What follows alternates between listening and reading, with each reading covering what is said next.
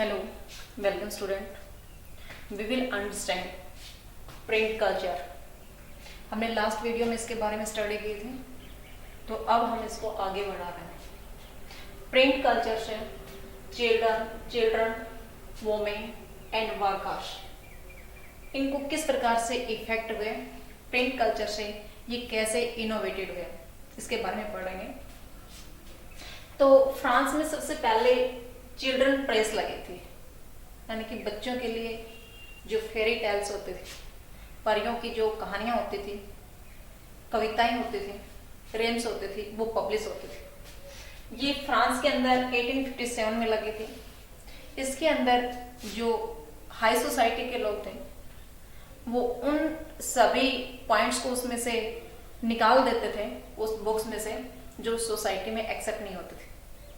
It means जो civilised नहीं होते थे, जो अभद्र होते थे, अनसिविलाइज होते थे, उन पॉइंट्स को उस बुक्स में पब्लिश नहीं करने दिया जाता था. तो चिल्ड्रंस के लिए छोटे बच्चे होते हैं, उनको सबसे पहले रेम्स अच्छे लगते हैं, परियों की कहानियां अच्छी लगती है, तो वही फेरी टेल्स या रेम्स आदि उस बुक्स में पब्लिश होते थे. इट्स ओके, ये बच्चों के लिए था. नेक्स्ट पॉइंट पे हमारे पास आता है वर्कर्स के लिए. तो यहाँ पे ग्रिम ब्रदर्स, जिसने जर्मनी के पीजेंट्स के बारे में काफी कलेक्शन इकट्ठा किया, काफी जानकारी इकट्ठी की, और जो उसका कलेक्शन था, यानी कि उनकी जो सोसाइटी थी, पीजेंट्स का जो काम करने की डेली रूटीन उसका होता था, उसके बारे में वो जानकारी कलेक्ट करके उसने अपनी बुक्स में पब्लिश किया था. उनकी जो हालात थी, जो सिचुएशन थी सोसाइटी में, उसके बारे में उसने वर्णन किया था. तो उसका जो कलेक्शन था, जो स्टोरियों का जो उसकी इंफॉर्मेशन का जो कलेक्शन था, तो उन इंफॉर्मेशन को 1812 में पब्लिश किया गया था. किसकी? ग्रिम ब्रदर्स के. उसने क्या किया था? जर्मनी के पीजेंट्स की इंफॉर्मेशन कलेक्ट की थी, और उसका जो कलेक्शन था उसको 1812 में पब्लिश किया गया था. नेक्स्ट पॉइंट पे हमारे पास आता है पेनी मैगजीन्स. पेनी मैगजीन्स बहुत चीप रेट में होती थी, 1 पैसे की आ जाते थे. ये वोमेन्स के लिए होते थे. उसमें वोमेन्स को मैनुअल टीचिंग दी जाती थी. उसमें वोमेन्स को क्या सिखाया जाता था? प्रॉपर बिहेवियर,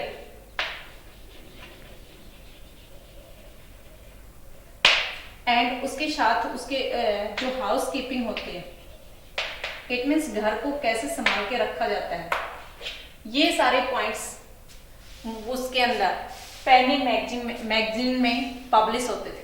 तो महिलाओं को काफी लाइक थे, काफी पसंद करते थे, क्योंकि एक शिष्ट महिला, एक सिविलाइज वोमेन कैसे बन सकती है, वो सारी जानकारी उस पेनी मैगजीन में दिखाई जाती थी, लिख करके बताई जाती थी. इसलिए महिलाएं बड़े चार्म के साथ उसको पढ़ते थे और उसको परचेज करते थे. तो पेनी मैगजीन में क्या होता था? मैनुअल टीचिंग होती थी. किसके लिए? वोमेन्स के लिए. क्या होता था उसमें? प्रॉपर बिहेवियर और हाउस कीपिंग की जानकारी उसके अंदर दी जाती थी. It's okay. नेक्स्ट पॉइंट पे इसी के अंदर हमारे पास चिल्ड्रन, वोमेन और वर्कर्स का जो पॉइंट है, उसी में आगे हमारे पास आता है नॉवेलिस्ट वोमेन. नॉवेलिस्ट वोमेन यानी कि जो वो वोमेन जिन्होंने नॉवल लिखा था. ये नॉवल लिखने वाली जो वोमेन थी वो थी जेन ऑस्टेन, द ब्रांड सिस्टर्स, ये महिला का नाम है, और जॉर्ज एलियट. इन्होंने नॉवल लिखे थे. इस नॉवल की जानकारी हम नेक्स्ट चैप्टर में पढ़ेंगे कि कौन से नॉवल थे. ये स्ट्रॉन्ग पर्सनालिटी के थे, नए आइडियाज इसके माइंड में आते हैं, सोसाइटी की ट्रेडिशनल सिस्टम को अपोज करने वाले होते थे. जो सोसाइटी के अंदर, क्योंकि मैन डोमिनेटेड सोसाइटी है यहाँ पे, तो जो आदमियों का जो डोमिनेट है उसका अपोज करने वाले थे. ट्रेडिशनल सिस्टम के अगेंस्ट में इन्होंने काफी अपनी आवाज बुलंद की थी, उसके अपोज में काम किया था. तो ये हमारे पास नॉवल लिखने वाली महिलाएं हैं, Jane Austen, the brand sisters and George Eliot. Okay. Next point पे हमारे पास इसी के अंदर ये जो बुक्स होती थी, जो पब्लिश होती थी, या प्रिंट्स से जो निकली हुई किताबें होती थी, चाहे वो नॉवल हो, मैगजीन हो, किसी भी प्रकार के, उसके लिए लोगों के पास वहां इंग्लैंड में लाइब्रेरीज खुलने लगी. लाइब्रेरीज खुलने से क्या हुआ? वो लैंडिंग बुक्स यानी कि उधार लेते थे या रेंट पे लेते थे, रेंट पे उनको बुक्स मिल जाते थे, जो वो कुछ घंटे में उसके स्टडी करके और उसका रेंट पे करके उस बुक्स को वापस सबमिट करवा देते थे। ये वर्कर्स के लिए, वाइट कॉलर जो वर्कर थे उनके लिए, जो लो कैटेगरी के लो वेजेस पे काम करने वाले वर्कर थे वो, इस प्रकार से उन सभी को अपने हिसाब से कम टाइम में जो स्टडी करने का उनका टाइम होता था, कम समय उनके पास स्टडी करने का होता था, उसमें वो रेंट पे बुक्स लेकर के लाइब्रेरीज उनके पास होती थी, लाइब्रेरीज खुल गई थी जिसके कारण रेंट पे बुक्स लेकर के वो उनमें स्टडी करते थे। तो इससे इनको स्टडी करने का टाइम, जो लो वेजेस पे काम करने वाले वर्कर्स थे उनका जो टाइम का वर्किंग टाइम था वो लेस हो गया था, वो शॉर्ट हो गया था।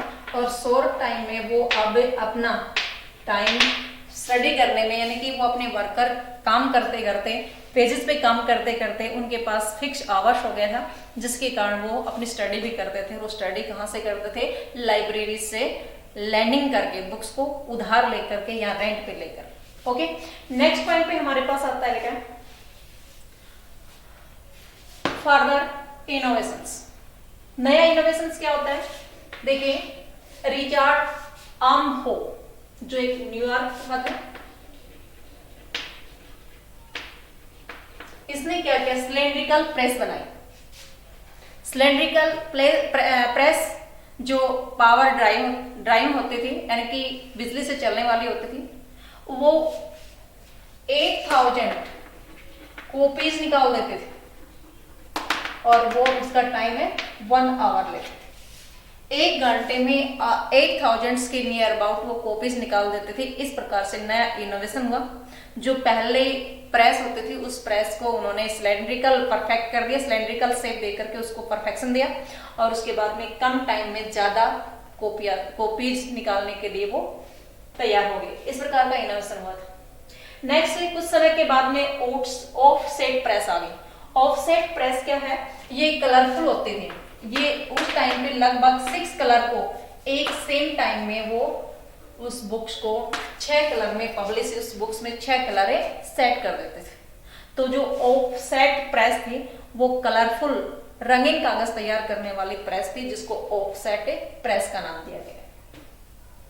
नेक्स्ट हमारे पास है बेटा, इन 1922 सीरियलाइज्ड नॉवल।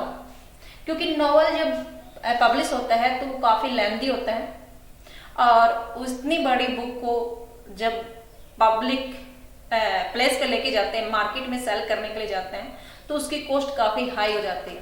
तो 1920 में उनके पास एक नया आइडियाज आ गया। जो पब्लिश करने वाले थे उनके पास, उन्होंने अपनी बुक को, अपनी नॉवल को सीरियलाइज कर दिया। सीरियलाइज इट मीन सीरियल में, जैसे आप लोग सीरियल देखते हैं, आज एक सीरियल आ गया, उसकी अगली जो स्टेप है वो सेकंड डे आपको देखने के लिए मिलते हैं। तो ये जो सीरियल होते हैं ये किस्तों में मिलते हैं, स्टेप टू स्टेप मिलते हैं, इसलिए फर्स्ट पार्ट, फिर सेकंड पार्ट, फिर थर्ड वॉल्यूम, इस प्रकार से वो वॉल्यूम तैयार होने लगी। तो ऐसे वो जो वॉल्यूम तैयार हुई थी उसको सीरियलाइज्ड वो नॉवेल्स बोला जाता था, जो 1920 के आसपास पब्लिश हुई थी। इट मीन्स जो छोटी स्टेप टू स्टेप जो बुक्स मिलती थी, वॉल्यूम में जो बुक्स मिलती थी, वो चीप रेट में मिल जाती थी, हर आदमी उसको परचेज करने के लिए कैपेबल होता था। ओके, उसी टाइम पे क्या होता है बेटा, 1930 में ग्रेट डिप्रेशन आ गया। अब ग्रेट डिप्रेशन आप लोग जानते हैं, अभी फिलहाल जो हमारी सोसाइटी में कोरोना वायरस के इफेक्ट के कारण जो सिचुएशन आ रही है वो ग्रेट डिप्रेशन की आ रही है। हर आदमी की जो जॉब है वो खो चुका है, लॉस्ट हो चुकी है और उसके बाद उसकी इकोनॉमिक कंडीशन गड़बड़ा गई है। ऐसी जो सिचुएशन होती है वो ग्रेट डिप्रेशन की होती है, जहां इकोनॉमिक कंडीशन सभी की डिसमिस हो जाती है, उसको ग्रेट डिप्रेशन बोलेंगे। तो ग्रेट डिप्रेशन आ गया। ग्रेट डिप्रेशन जब आता है तो कोई भी आदमी बुक्स परचेज करना भूल जाता है, इसलिए पब्लिश करने वाले जो लोग थे उनके माइंड में एक नया आइडियाज आया और वो आइडियाज उनका क्या था, सीरियलाइज का। अब जो सीरियलाइज जो बुक होती थी उसको उन्होंने चीफ सीरीज बना दी, उसकी सीरीज बना दी और वो भी चीफ, और चीफ सीरीज को उन्होंने नाम क्या दिया, ceiling series. It's okay, chief series को क्या नाम दिया गया, सीलिंग सीरीज। यानी कि जो सीरियलाइज नॉवल छपते थे, जो सीरियलाइज बुक छपते थी, वॉल्यूम में बुक छपती थी, वो चीप होती थी। सस्ते होते थे और हल्के कागज पे तैयार हुए होते थे। तो उसके बाद में उसका नाम चीफ सीरीज का नाम उन्होंने सीलिंग सीरीज का रखा गया। ये था हमारे पास नया इनोवेशन इन प्रिंटिंग प्रेस। अगले पॉइंट पर हमारे पास इंडिया में प्रेस पहुंचती है, उसके बारे में जिक्र करेंगे। India and the world of print. अब इंडिया के अंदर मैन्युस्क्रिप्ट होता था। पहले हमारे पास अरबी, फारसी, संस्कृत सभी लैंग्वेज में जो वर्नाकुलर लैंग्वेज होते थे, इट मीन्स जिस एरिया में जो लैंग्वेज बोली जाती है वो इस एरिया की वर्नाकुलर लैंग्वेज होती है। तो वर्नाकुलर लैंग्वेज में जो पब्लिश की होती थी वो मैन्युस्क्रिप्ट से तैयार होती थी। मैन्युस्क्रिप्ट के बारे में आपने पहले स्टडी की थी कि मैन्युस्क्रिप्ट काफी फॉर्मल और वो हाई एक्सपेंसिव होते थे।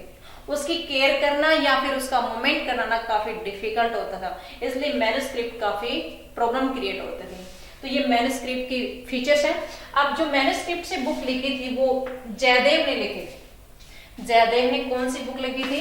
गीत गोविंद, गीता ऑफ गोविंद या गीत गोविंद, आप इसका नाम दे सकते हैं गीता ऑफ गोविंद या गीत गोविंद। ये अकॉर्डियन स्टाइल में लिखी थी। अकॉर्डियन स्टाइल इट मीन्स कि आपने वहां पे चाइना के बारे में जब पढ़ा था तो वहां पे आपने स्टडी की थी।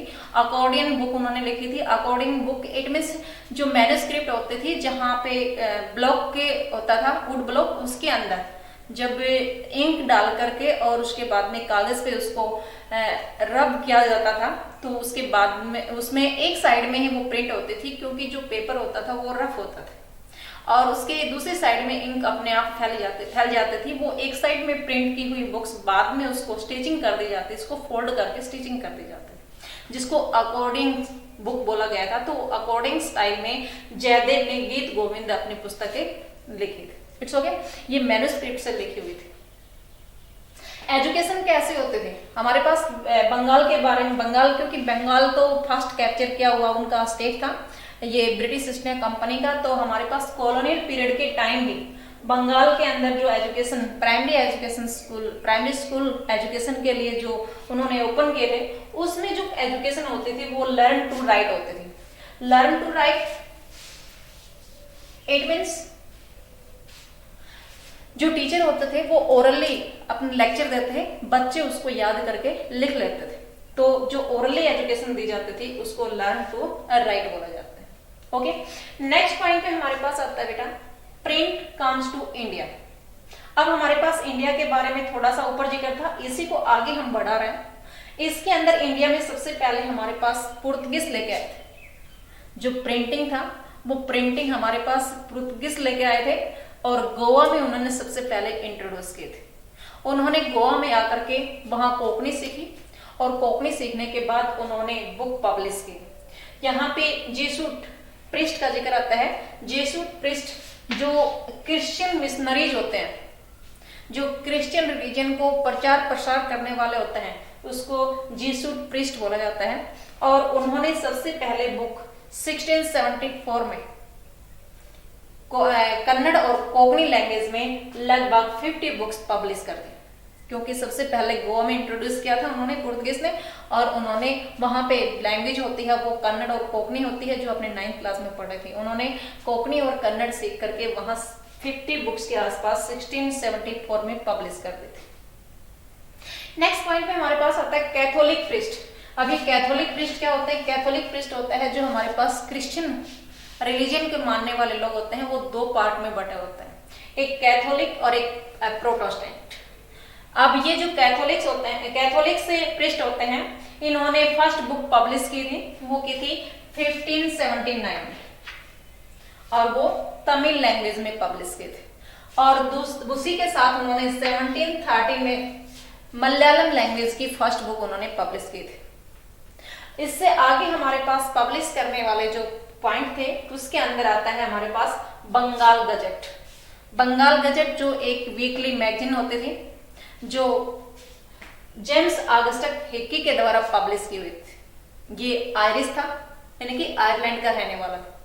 ये आयरिश मैन ने जो बंगाल गजेट मैगजीन निकाले थे, उसके अंदर हमारी सोसाइटी का जो ब्लैक पॉइंट था, इट मीन्स हमारे जो स्लेव थे उनकी जो पोजीशन थी, जो सिचुएशन थी, उसको और ब्रिटिश ईस्ट इंडिया कंपनी के ऑफिसर की गपसिंग, उसके अंदर गपशप की जो आपस में बातचीत करने का, गप लगाने का, या ये कहेंगे उनकी जो बातचीत थी वो उसके अंदर शो करते थे बंगाल गजेट मैगजीन में।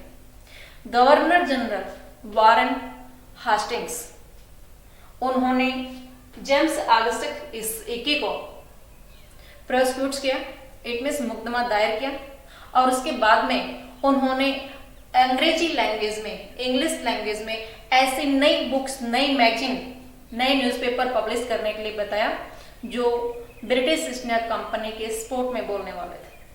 तो बंगाल गजेट जो हमारे पास 1780 के अंदर पब्लिश हुआ था, और पहले ये मैगजीन, बाद में ये बंगाल गजेट हमारा न्यूज़पेपर बन गया, जो बाल गंगाधर भट्टाचार्य के द्वारा पब्लिश किया हुआ था। ओके।